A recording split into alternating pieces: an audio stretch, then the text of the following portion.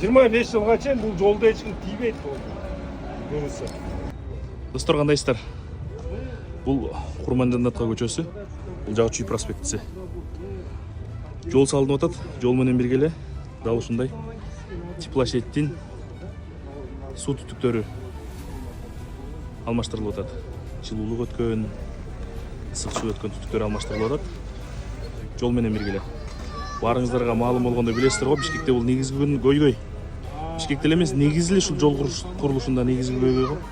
Жол оңдоп кеткенден кийин турба алмаштырмайчы, анан ошондой болбосун деп, элдин кыдырын келтирбесин деп, жол менен бирге эле дал ушул турбалар дагы алмаштырылып жатат.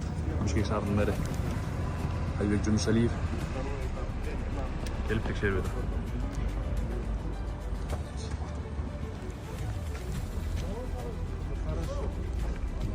Значит, неделя, если вы говорите, ну где-то 2-3 недели вы можете уйти на опережение, да, правильно же? Да.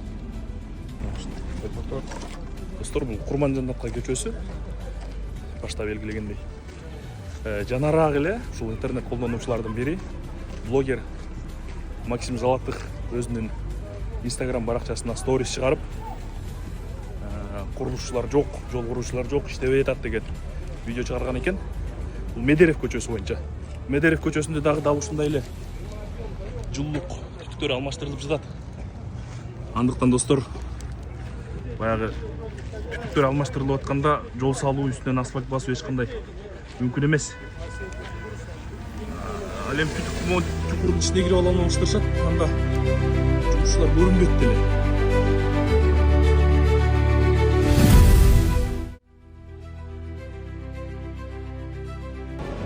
Мына могунучу жанакы ушул бизден журналисттерге да туура жетишти. Мына могу көрсөтүп атпайбы турбаны? Биз азыр бияктан алып чыктык да. Эми бул труба 84-жылдан бери ойлоп көрсөңөр, канча жол казылып,